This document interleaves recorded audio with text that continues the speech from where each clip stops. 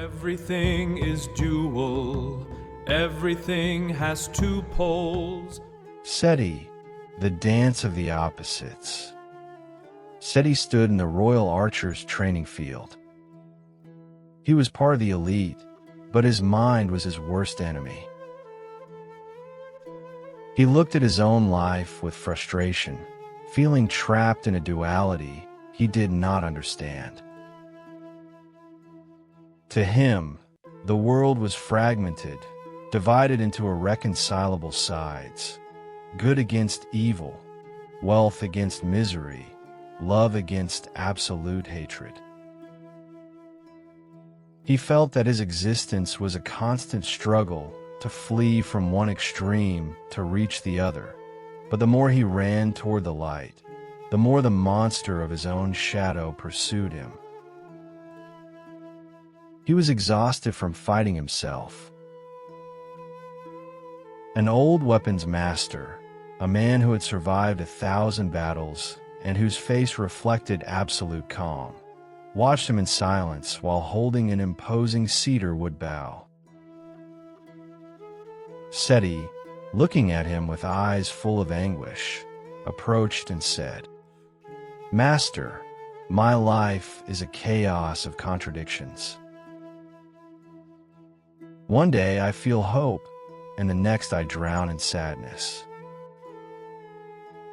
I try to hold on to joy, but pain always returns to reclaim its place.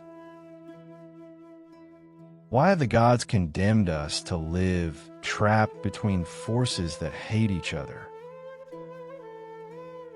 The master did not respond with words.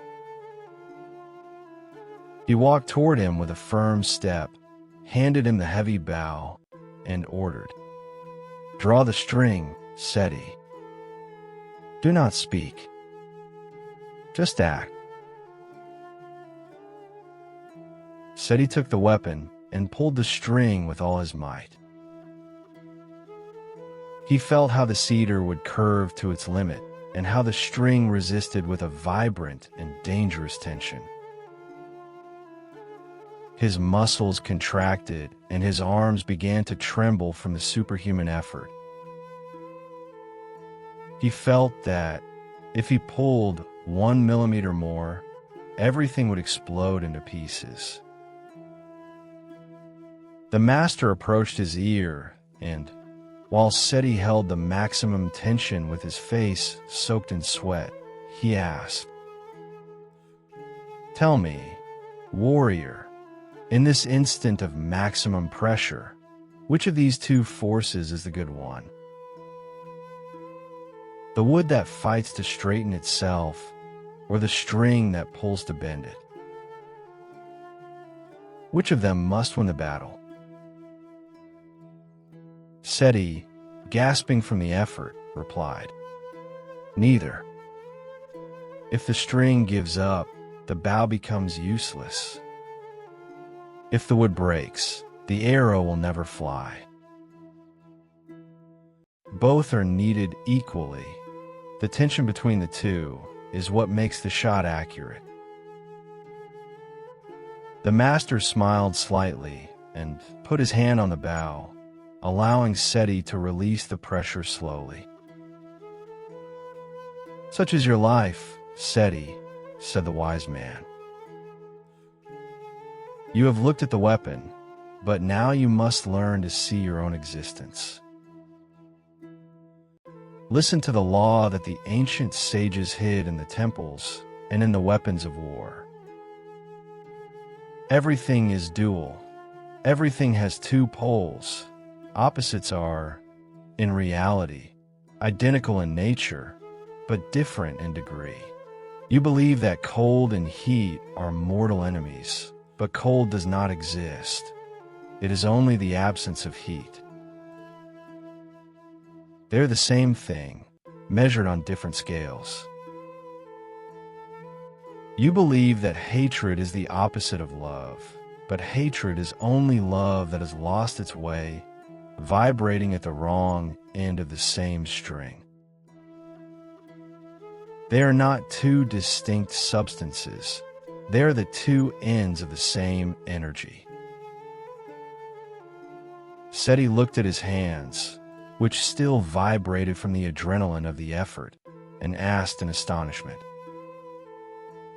"Then, is the sadness I feel not an enemy from which I must flee?" "Fleeing is for the ignorant," the master replied firmly. "Do not fight against darkness, because you cannot destroy nothingness. Understand that sadness and joy are the same emotion in different degrees of intensity. The true initiate does not fight against the negative pole. He simply learns to slide along the string toward the pole he desires. If you are in the darkness, do not fight with it. Look for the light in that same place, because light is only darkness that has raised its tone. Mastery does not consist of destroying the opposite, but in learning to use the tension between both to launch your arrow wherever you decide." That afternoon, Seti's world changed forever. He stopped seeing his mind as a battlefield full of enemies and began to see it as a sacred instrument. He understood that his fears were only the lower end of his courage, and that each of his failures was the potential for a colossal success waiting to be tensioned. He closed his eyes, breathed deeply, and imagined himself as the architect of his own destiny. He no longer feared the extremes, because he discovered that true wisdom resides in the center, right where the tension of the poles becomes absolute power. Do not seek to eliminate the cold. Seek to ignite your own fire. Opposites are just an invitation to choose who you want to be. Find your center, and let the tension of the world propel you toward your greatness. Everything is dual. Everything has two poles. Opposites are in reality identical in nature, but different in degree. You believe that cold and heat are mortal enemies, but cold does not exist. It is only the absence of heat.